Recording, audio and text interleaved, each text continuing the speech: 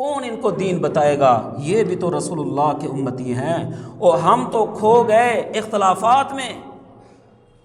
اختلافات کی جنگ لگی ہوئی ہے۔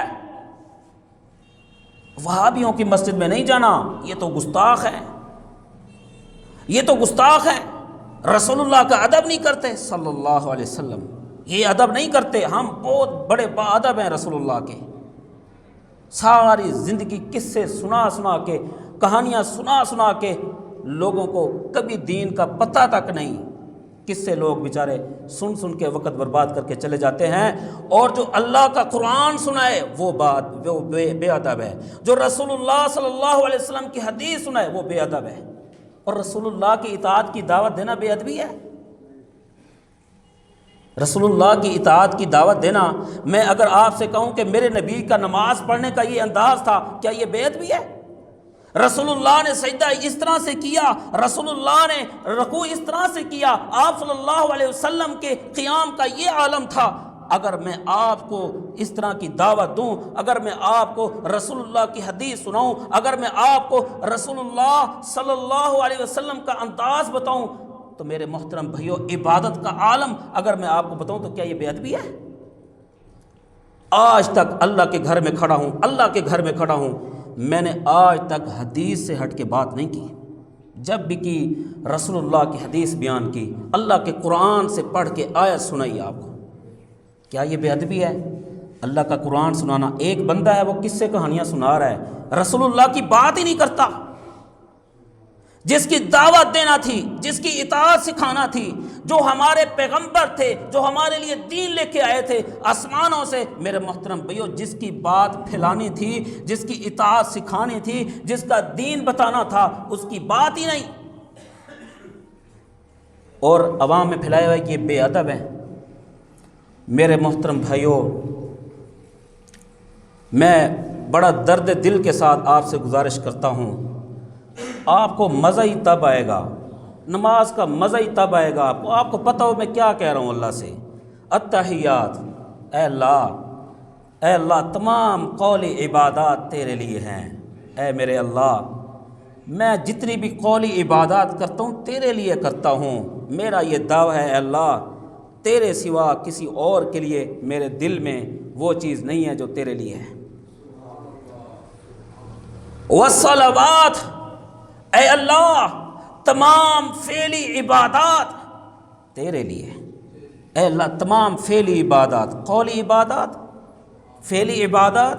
والطیبات، اے اللہ تمام مالی عبادات،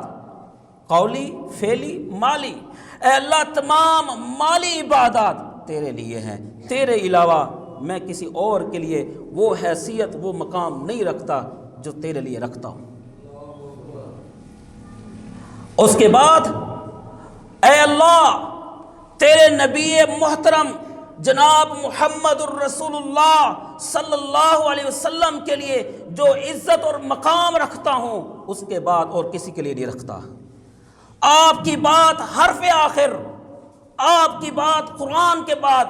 حرف آخر، کوئی کمپرومائز نہیں۔ رسول اللہ صلی اللہ علیہ وسلم کی جو حدیث آ گئی، پھر اس کے بعد کسی کی بات نہیں چلنی، پھر میرے نبی محترم صلی اللہ علیہ وسلم کی بات چلنی ہے، کیونکہ اللہ کے نبی آتے ہی اس لیے ہیں کہ ان کی بات مانی جائے،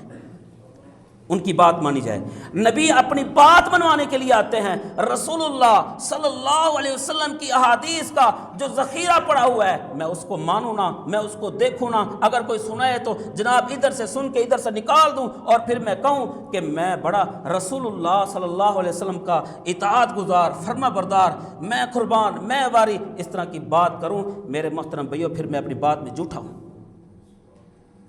رسول اللہ صلی اللہ علیہ وسلم کی اطاعت چلے گی، آپ صلی اللہ علیہ وسلم کی فرما برداری چلے گی، عبادت میں طریقہ رسول اللہ صلی اللہ علیہ وسلم کا، عبادت میں طریقہ اخلاق رسول اللہ صلی اللہ علیہ وسلم جیسا، معاشرت رسول اللہ صلی اللہ علیہ وسلم کی جیسی، سیاست رسول اللہ صلی اللہ علیہ وسلم جیسی، پھر میں کامیاب ہوں۔ وگرنہ میرے محترم بھائیو، اختلافات ہیں، جھگڑے ہیں، اس کی نہیں ماننی، اس کی نہیں ماننی، اس کے پیچھے نہ لگو، اس کے پیچھے نہ جاؤ، وہ بے ادب ہے، وہ گستاخ ہے، فلانا اس طرح ہے، فلانا اس طرح ہے، پھر یہ چیزیں ہیں۔ سیدھا راستہ اللہ کا قرآن، اس کے رسول اللہ صلی اللہ علیہ وسلم کی صحیح حدیث۔ اللہ ذوالجلال والاکرام سے دعا ہے اللہ مجھے اور آپ کو صحیح معنوں میں اسلام سمجھنے کی توفیق عطا فرمائے۔ اللہ ذوالجلال والاکرام ہم سب کو رسول اللہ صلی اللہ علیہ وسلم کا اطاعت گزار فرما بردار بنائے۔ اللہ ذوالجلال والاکرام ہمیں صحیح معنوں میں رسول اللہ صلی اللہ علیہ وسلم کے دین کی قدر کرنے کی توفیق عطا فرمائے۔ اللہ صحیح معنوں میں مجھے اور آپ کو توفیق دے کہ ہم رسول اللہ صلی اللہ علیہ وسلم کا دین دیکھیں، سیکھیں، کتابوں میں احادیث میں کیا لکھا ہوا ہے اس کو دیکھیں، تحقیق کریں، پھر اس کے اوپر ہم عمل کریں۔ میرے محترم بھائیو، اللہ سے دعا ہے اللہ مجھے اور آپ کو ٹھیک اسی طرح جنت میں اکٹھا فرمائے، جنت میں داخلہ نصیب فرمائے، اللہ جہنم کی آگ سے بچائے، اللہ میری اور آپ کی عاقبت اچھی کرے، دنیا بھی اچھی کرے، آخرت بھی اچھی کرے۔ وما توفیق